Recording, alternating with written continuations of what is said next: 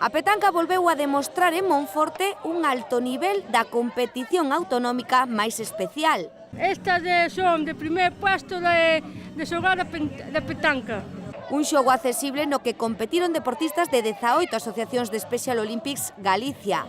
En grupo de 2 persoas tiveron que loitar polos primeiros postos en 16 series durante toda a mañá tarde do sábado.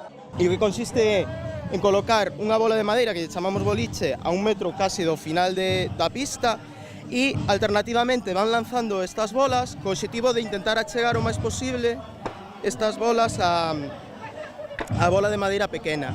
Esas 3 bolas son as que puntúan. Son 3 xogos, se tiran 3 veces e ao final o equipo que máis puntos sume é o que gaña.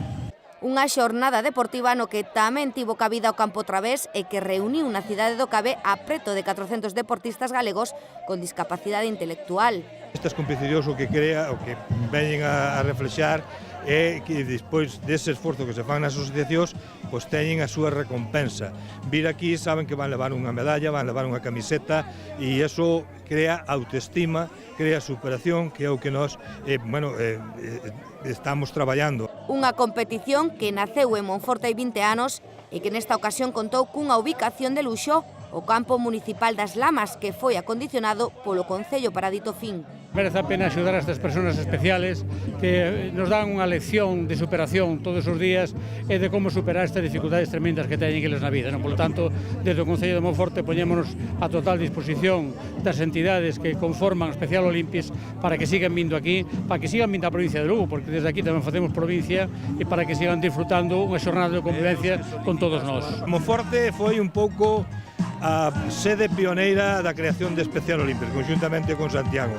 E o campo a través, desde o primeiro momento, fixose en Monforte e seguimos con esa tradición. Entre outras cousas, porque hai poucas instalacións que se adapten non só ao campo a través, senón ás necesidades dos nosos fillos. Un dos momentos máis gratificantes para os participantes foi a entrega de premios. Así de contento recollía un dos integrantes de AFSNAIS Lugo o trofeo polas boas prácticas do colectivo na competición. E é que esta é para eles tamén unha xornada de convivencia. Pasámoslo ben, así como se fai con moitos amigos.